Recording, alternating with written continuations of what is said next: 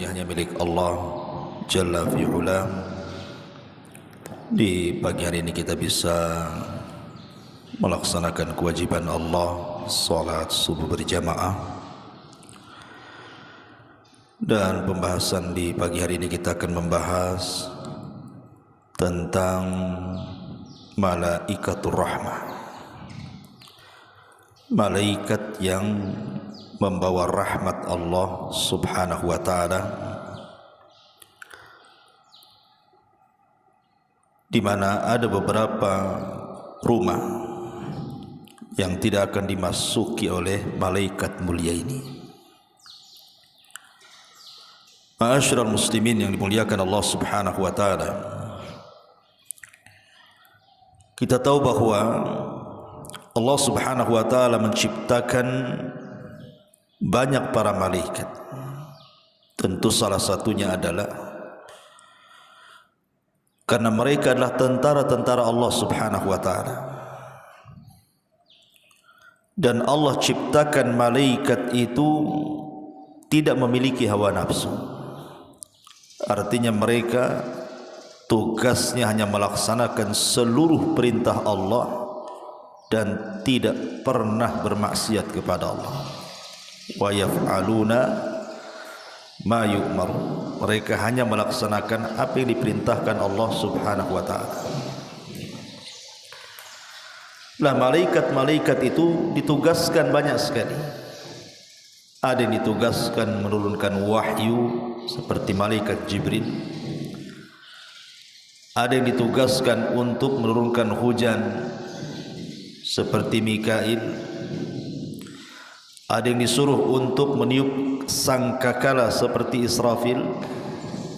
Dan ada juga yang ditugaskan untuk mencabut nyawa seperti malakul maut. Dan banyak malaikat yang Allah berikan tugas. Salah satunya adalah malaikat rahmat.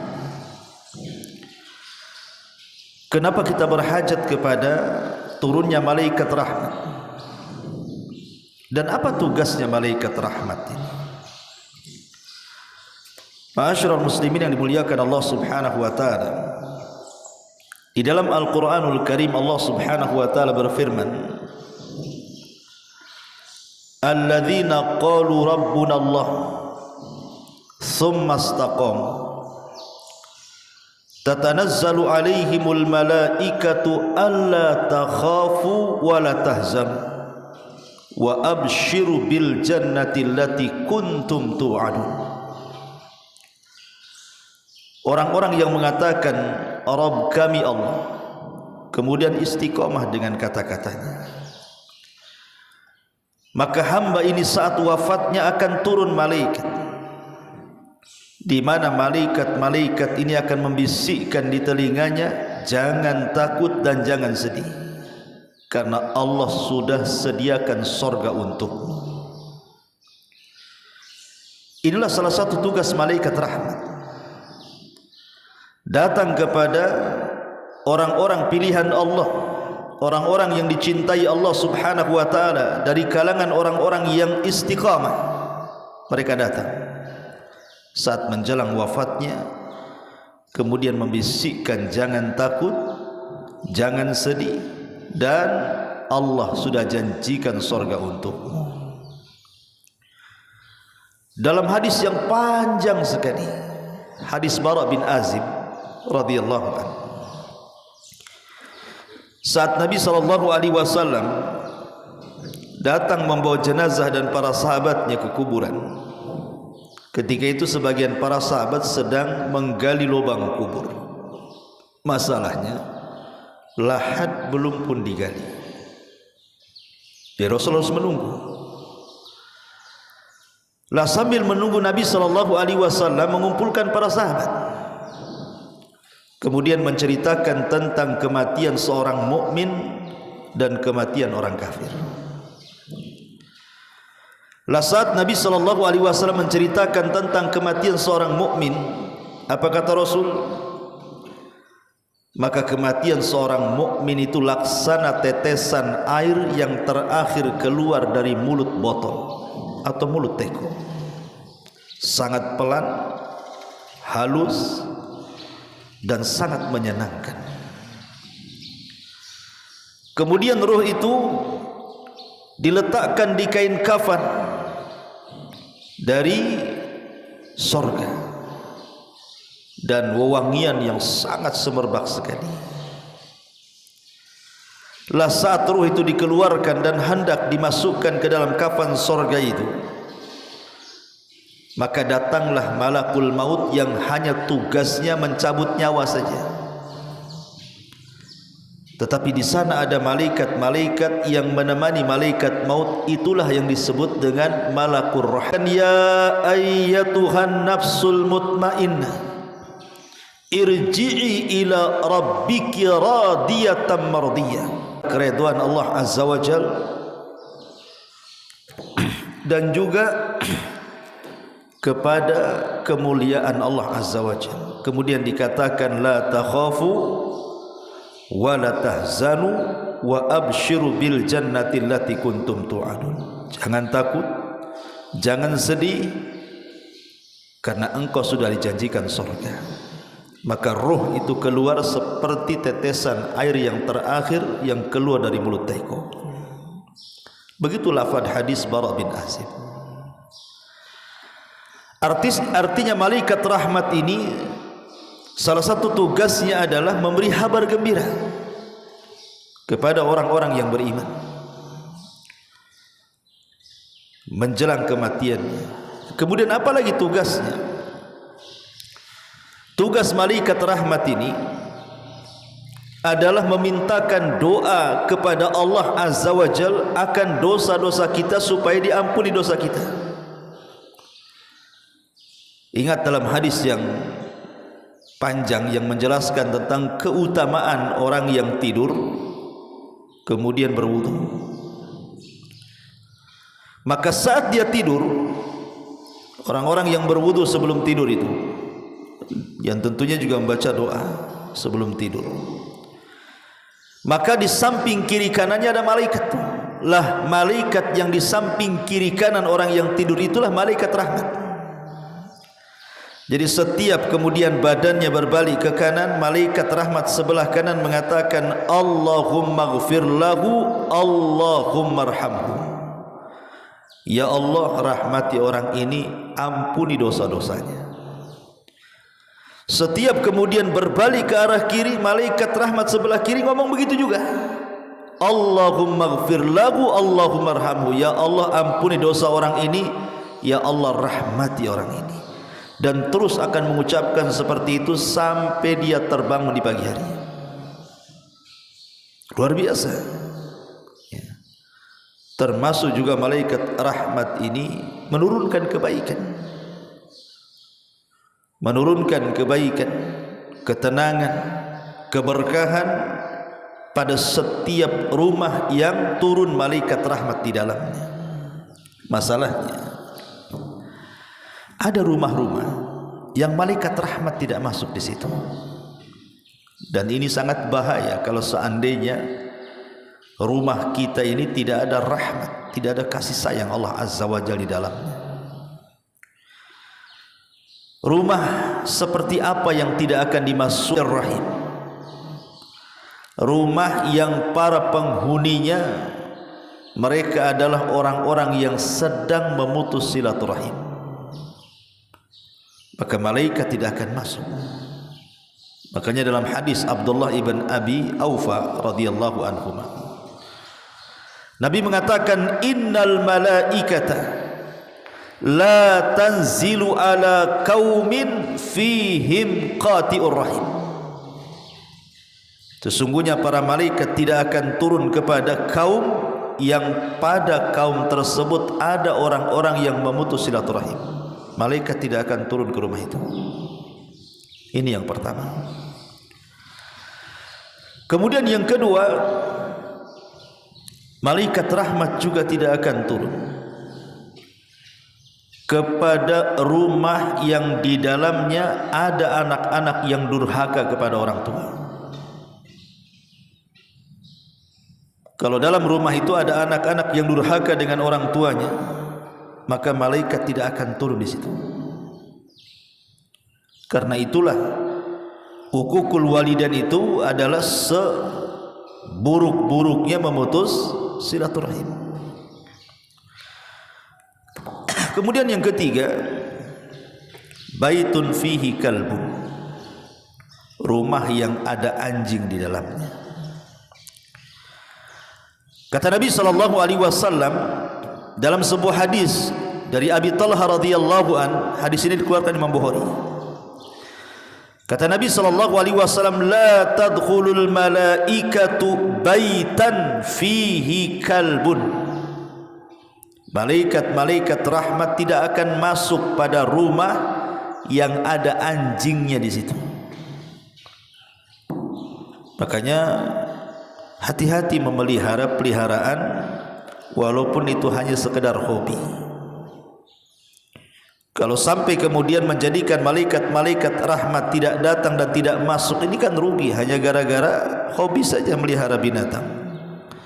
Karena kadang-kadang ada anjing itu yang lucu-lucu, lebih lucu pun daripada kucing kadang-kadang. Anjing itu kadang-kadang tertarik pula, harganya pula ratusan juta. Padahal apa yang dinikmati dari anjing itu? Hari-hari membersihkan kotorannya, ngasih makan, bersihin kotoran. Nanti seminggu sekali ke salon, habisin duit aja. Sudah dunia dirugikan dengan habis karena hobi, akhirat pula dirugikan. Karena orang yang melihara anjing ini, ikhwan, itu setiap hari pahalanya dikurangi 1 qirat. 1 qirat itu sebesar gunung Uhud. 1 hari itu pahala kita dikurangi 1 qirat. Belum lagi malaikat rahmat tidak akan masuk kalau ada anjingnya itu. Walaupun para ulama tentu memberikan pengecualian, artinya tidak semua anjing, tidak. Anjing-anjing yang memang dihajatkan untuk dipelihara seperti anjing-anjing buruan ataupun untuk menjaga keamanan karena memang di situ mungkin banyak pencurian, kerampokan dan begitu seterusnya, maka sebagian para ulama membolehkan kalau memang ada hal-hal yang dihajatkan. Itu pun sekali lagi anjing-anjing yang terlatih. Karena kalau umpamanya anjing tidak terlatih, ngapain? Tidur aja, ada pencuri tidur aja, ngapain? Dia tugasnya ngasih tahu pencuri.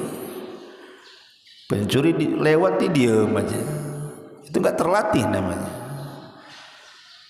Masyaallah muslimin yang dimuliakan Allah Subhanahu wa taala. Jadi saya ulangi, Al-Hafidz Ibnu Hajar rahimahullahu taala, beliau mengecualikan anjing-anjing yang tadi untuk hirasah, untuk menjaga rumah, jaga kebun ataupun berburu. Kemudian yang nomor 4, malaikat tidak akan masuk di rumah yang banyak gambar yang bernyawa di dalamnya. Gambar-gambar yang bernyawa di dalamnya seperti lukisan-lukisan. Di sana ada gambar binatang lengkap dengan kaki, badan, tangannya lengkap, termasuk juga melukis manusia lengkap kepalanya gitu ya. Maka Nabi SAW mengatakan la yadkhulul jannah atau la tadkhulul malaikatu baitan fihi kalbun wala suratun. Malaikat tidak akan masuk ke dalam rumah yang ada anjing dan ada gambarnya. Maksud gambar di sini artinya gambar-gambar yang bernyawa. Makanya saya anjurkan jangan majang-majang lukisan yang di situ lukisan-lukisan makhluk yang bernyawa. Kalau yang lain tidak apa-apa, umpamanya sungai, gunung, pohon, ya. Tapi jangan makhluk yang bernyawa saja. Malaikat tidak akan masuk di situ. Kemudian yang nomor 5, malaikat tidak akan masuk ke rumah yang penghuninya itu suka memakan harta anak yatim. Seperti yang saya contohkan, umpamanya ada bapak meninggal, melahirkan anak yatim yang belum balik. meninggalkan harta. Namanya anak yatim, apalagi masih bayi atau belum balik, kan belum pandai memegang harta.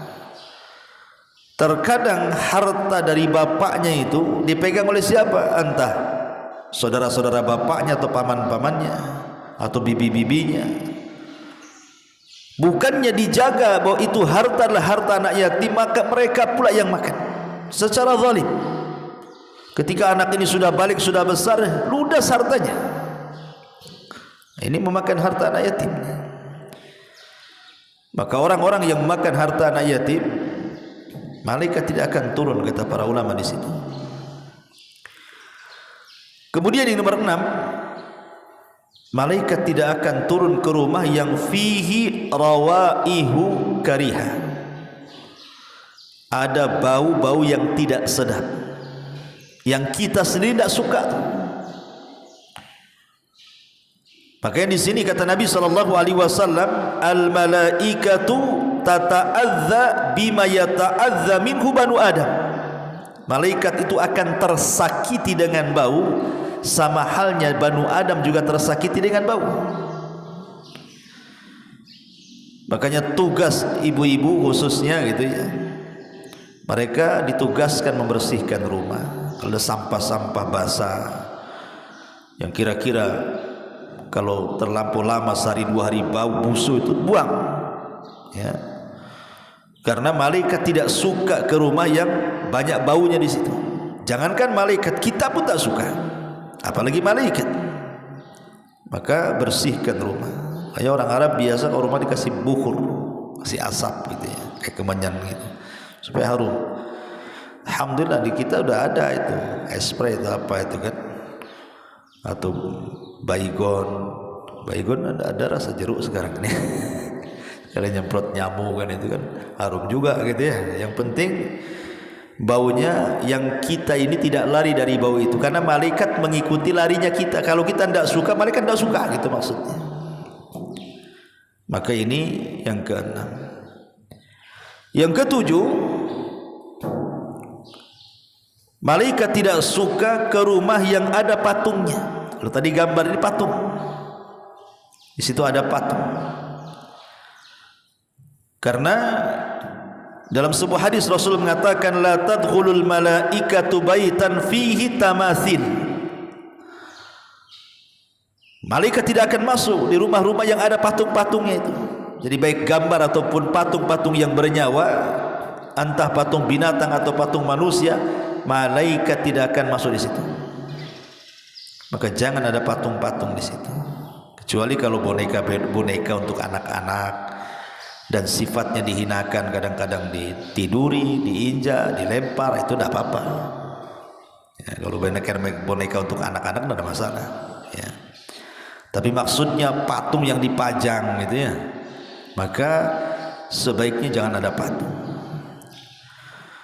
Kemudian juga yang nomor 8, malaikat tidak akan masuk ke rumah orang-orang yang mereka junub dan belum mandi besar.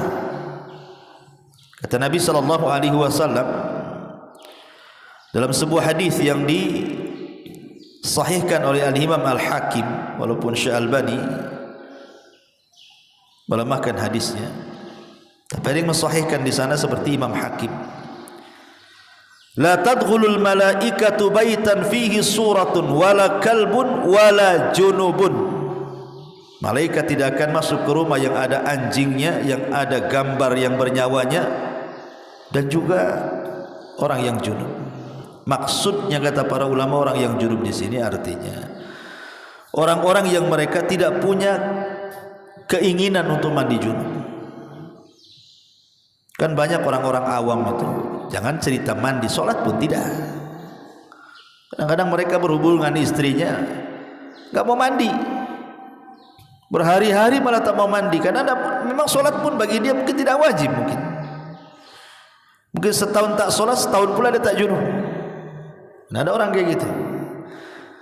Jadi yang dimaksud junub di sini maksudnya yang mereka tidak punya niat untuk mandi.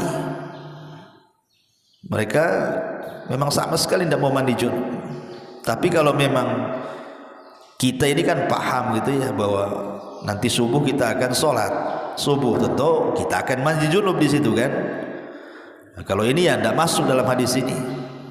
Maksudnya yang meremehkan tentang mandi junub, maka kata ulama inilah malaikat rahmat tidak akan masuk ke rumah orang-orang yang meremehkan soal mandi junub.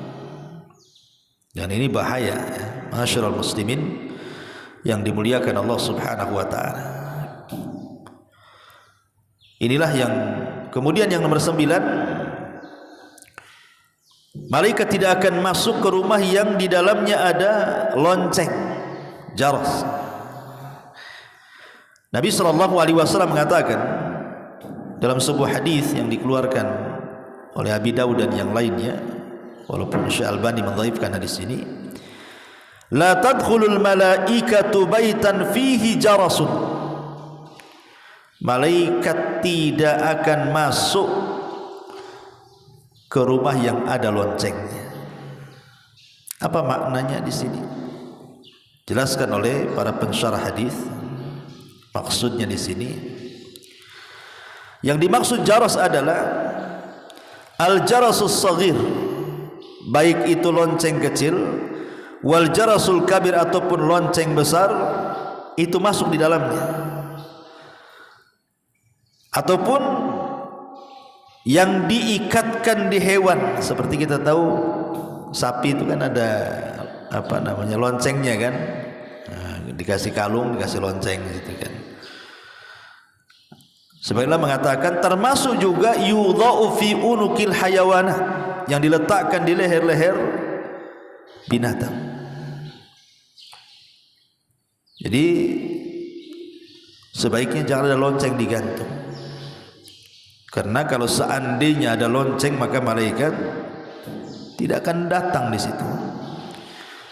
Dan bahaya, sekali lagi saya katakan, bahwa kalau sampai rumah kita tidak dimasuki malaikat rahmat, karena tugasnya malaikat rahmat itu banyak tadi, datang memintakan ampun dosa-dosa kita, kemudian datang membawa kasih sayang Allah, menebarkan ketenangan, kesenangan dan berkah di rumah, termasuk juga saat wafatnya menghabar gembirakan akan kematian seorang mukmin, agar jangan takut, jangan sedih, karena Allah Subhanahu wa taala sudah menjanjikan surga untuk dia. Inilah di antara 9 rumah yang tidak akan, ataupun apa namanya, saya tambah nomor 10 seperti dikatakan para ulama ya, termasuk juga rumah yang banyak maksiat di situ. Dan itu dijelaskan Hafidz Ibnu Hajar rahimahullah taala, termasuk juga rumah yang di situ banyak maksiatnya. Mungkin di rumah itu minum khamr atau berzina atau judi, pokoknya maksiat apalah di rumah itu, malaikat tidak akan masuk di situ. Inilah 10 perkara malaikat tidak akan masuk, maksudnya malaikat rahmat tidak akan masuk. Tapi kalau malaikat-malaikat yang lain yang masuklah, kayak malaikat maut yang masuklah. Kalau malaikat maut tak masuk ya ikutin ini semua lah, nggak mati-mati. Ya, tapi malaikat maut tuh kalau nggak mati pun nunggu di luar lah, kapan dia keluar. Tapi kan ini maksudnya di sini yang tidak akan masuk itu cuma malaikat rahmat saja. Adapun raqib, atid, malaikat hafadhah ya masuklah. Malaikat maut masuk. Jadi intinya hadis ini hanya menjelaskan tentang malaikat rahmat saja. Dan sebuah kerugian besar kalau seandainya malaikat rahmat itu tidak masuk ke rumah kita. Inilah di antara faedah tentang malaikat rahmat dan rumah-rumah yang tidak akan dimasuki padanya para malaikat rahmat. Subhanallah bihamdika asyhadu an la ilaha illa anta astaghfiruka wa atubu ilaik. Allahu ta'ala alam. Assalamualaikum warahmatullahi